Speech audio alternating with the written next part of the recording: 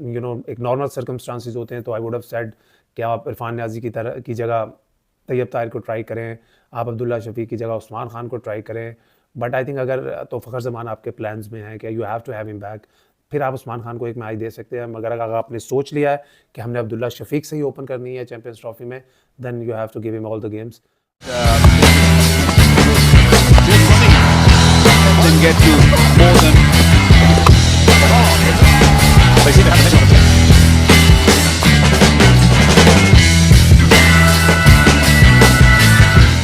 अस्सलाम वालेकुम जी, welcome to my YouTube channel. और आज हम बात करेंगे पाकिस्तान के थर्ड ओडीआई की, जो पाकिस्तान ने कल साउथ अफ्रीका के अगेंस्ट खेलना है।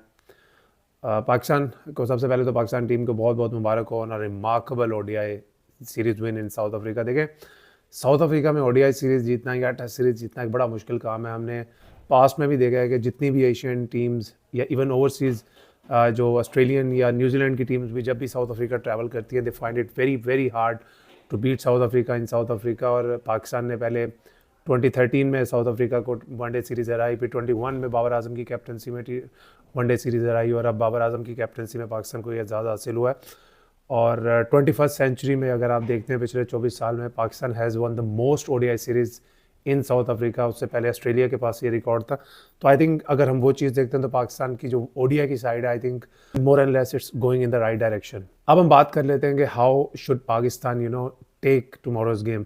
मैं हमेशा से आप अगर मेरे पिछले व्लॉग्स किसी ने देखे, मैं हमेशा इस चीज़ पे बात करता था कि यार हमारा ना माइंडसेट जो बायलैटरल को लेकर दुनिया से बहुत डिफरेंट है।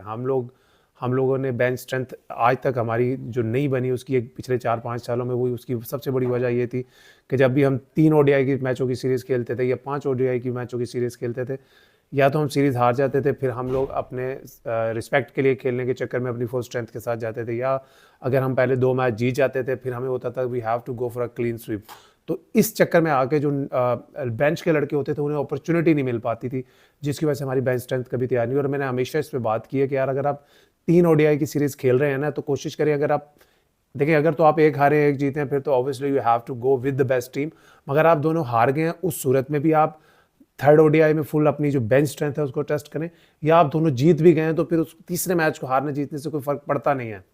लेकिन कल के मैच को लेकर आई थिंक मेरा जो माइंड सेट है वो थोड़ा डिफरेंट है। वो इस वजह से, एक तो पाकिस्तान की ओडीआई की टीम, ओडीआई की परफॉर्मेंस, पाकिस्तान की रैंकिंग काफ़ी नीचे है, पाकिस्तान की टीम कॉम्बिनेशन नहीं बन पा रहा था काफ़ी टाइम से। अभी हमने देखा एक टीम थोड़ा कॉम्बिनेशन बन पाया, और आज तक हमने साउथ अफ्रीका में क्लीन स्वीप भी नहीं किया। तो ये भी एक बड़ी अच्छी अपॉर्चुनिटी है हमारे पास। अगर चैंपियंस ट्रॉफी करीब ना होती तो मैं भी वही बात करता कि यार आपको पूरी बेंच स्ट्रेंथ को खिलाना चाहिए कल के मैच में। लेकिन इस सीरीज से मेरे ख्याल में जो पाकिस्तान को पॉजिटिव्स मिले हैं, वो मेरे ख्याल पूरे 2024 में पाकिस्तान को उतनी पॉजिटिव चीज़ें नहीं मिली जो इस सीरीज़ के पहले 2 मैचों से पाकिस्तान को मिली। हमने शुरू से बात कर रहे थे, हम पिछले 4-5 दिनों से मैं भी बात कर रहा था कि यार पाकिस्तान चैंपियंस ट्रॉफी आ गई, पाकिस्तान को ये नहीं पता यार हमारा 5 नंबर का बैट्समैन कौन है, हमारा 6 नंबर का बैट्समैन कौन होगा, हमारा ओपनर कौन होगा। बाबर आजम स्ट्रगल कर रहे हैं, पूरा 1 साल हो गया है, he is our prime batsman, he needs to come in form. फिर पाकिस्तान की कुछ शक्ल नज़र आएगी टीम की। जो सबसे सरप्राइजिंग और सबसे अच्छी प्लेजेंट सरप्राइज और एक बहुत अच्छी चीज़ हुई है ना, पाकिस्तान के पहले ओडीआई में जो मैन ऑफ द मैच थे ना, he was batting at number 5 और नंबर 6 वो थे सलमान अली आगा, और दूसरे ओडीआई में जो नंबर 6 पे खेल रहे थे कामरान गुलाम, वो पाकिस्तान की तरफ से मैन ऑफ द मैच थे। तो यहाँ से देख कर लग रहा है कि यार हमारी ये चीज़ें भी सॉर्ट आउट हो रही हैं, हमारी 5-6 नंबर पे भी प्लेयर अपने आप को एडजस्ट करें। सलमान अली आगा तो I think he has played absolutely remarkably, और उन्होंने बहुत अच्छी बॉलिंग भी बैटिंग भी की, तो he has put up stamp on his place. और कामरान गुलाम ने जिस तरह की इनिंग्स खेली है, he looks very secure I think to get that number 6 spot for the champions trophy. तो हमें कोशिश करनी है कि चैंपियंस ट्रॉफी से पहले जितने भी मैचेस हैं यही लड़के खेलें, because Salman Ali Agha in terms of one day cricket बहुत ज़्यादा एक्सपीरियंसड नहीं है, कामरान गुलाम के लिए ये नंबर बिल्कुल नया है। तो हमें ज़्यादा चेंजिंग करने की ज़रूरत नहीं है। एक बहुत बड़ा पॉजिटिव जो हमें इस सीरीज़ से मिला है, we have kind of found the old Shaheen Shah back. Shaheen Shah was taking wickets in the last few months, मगर हम सब जिन्होंने उनकी प्राइम देखा है, जो उनको खेला भी हूँ मैं इतना, वो इतने लीथल लग नहीं रहे थे पिछले कुछ अरसे से। Specially with the old ball, new ball से भी उनका जो रिदम था, उनकी पेस थी, वो ड्रॉप हुई हुई नज़र आ रही थी।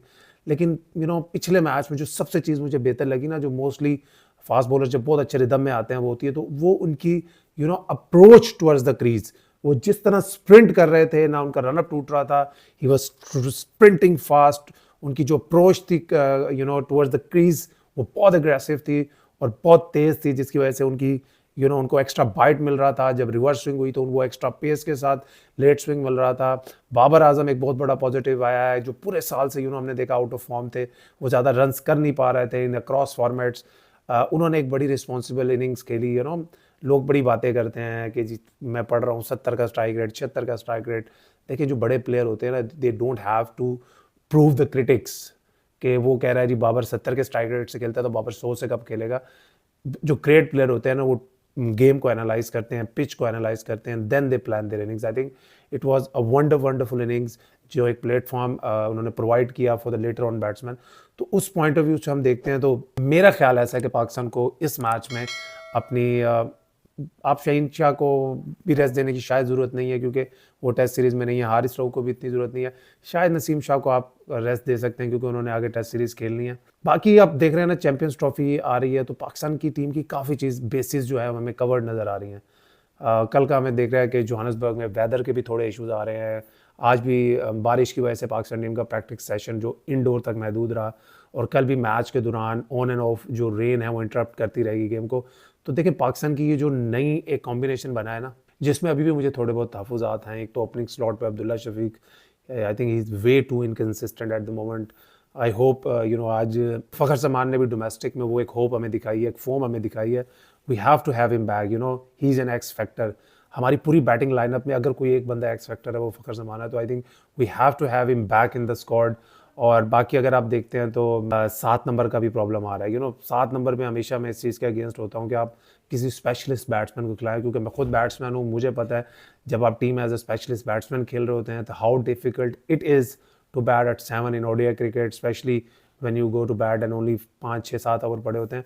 तो आई थिंक मेरे ख्याल में Irfan Khan is little bit too inexperienced. वहाँ पे पाकिस्तान चैंपियंस ट्रॉफी से पहले किसी ऑलराउंडर को भी ट्राई कर सकते हैं। डिफरेंट कॉम्बिनेशन देखा जा सकता है। उसके अलावा आई थिंक पाकिस्तान की जो टीम है वो क्वाइट सेटल्ड होगी, और इस सीरीज़ में बहुत चीज़ें पॉजिटिव हुई हैं। और हमारी ख्वाहिश है कि पाकिस्तान क्लीन स्वीप करे। सीरीज़ हम पहले भी जीते हैं 2 दफ़ा, हमने इस दफ़ा क्लीन स्वीप करना है। Don't think about the bench strength, क्योंकि अभी जो हमारे 3-4 जो वो वीक लिंक्स वाली सपोर्ट्स हैं उसमें पॉजिटिव्स हमें मिले हैं। इस सीरीज़ में परफॉर्मेंसेस लड़कों की तरफ से आई हैं। अगर एक नॉर्मल सर्कमस्टांसिस होते हैं तो आई वुड हैव सेड कि आप इरफान न्याजी की जगह तैयब ताहिर को ट्राई करें, आप अब्दुल्ला शफीक की जगह उस्मान खान को ट्राई करें। बट आई थिंक अगर तो फ़खर जमान आपके प्लान्स में है कि you have to have him back, फिर आप उस्मान खान को एक मैच दे सकते हैं। मगर अगर आपने सोच लिया है कि हमने अब्दुल्ला शफीक से ही ओपन करनी है चैंपियंस ट्रॉफी में, then you have to give him all the games. लेकिन आप पिछले जो 1.5-2 महीने में हमारी टीम में जो पॉजिटिव चेंजेस आई हैं, वी हैव, हमें वो होप दोबारा जागी है कि ना we can defend this champions trophy, जो हम डिफेंडिंग चैंपियन है। तो I think we hope we have a full game tomorrow, और it should be a cracker of the game, because Pakistan पूरी जज्बे से, फोकस से लड़ेगा गेम को, because we have the opportunity to clean South Africa in South Africa. और South Africa भी अपनी डिग्निटी और अपनी इज्जत के लिए खेलेगा, बिकॉज उन्होंने बहुत हाई स्टैंडर्ड सेट किए हमेशा अपनी टीम के लिए होम ग्राउंड्स में, और वो नहीं चाहेंगे कि पाकिस्तान की जो ओडीआई की टीम है, जिसको सारे एक अनसेटल्ड प्लेइंग 11 बोल रहे थे, उनसे वो क्लीन स्वीप हो। तो it will be a cracker of the game. इंशाल्लाह कल गेम मैच के बाद आपसे मुलाकात होगी, and we hope nothing than a win for Pakistan tomorrow, and we want a clean sweep for Pakistan. Take care, अपना ख्याल रखिएगा। इंशाल्लाह सी यू ऑल सून।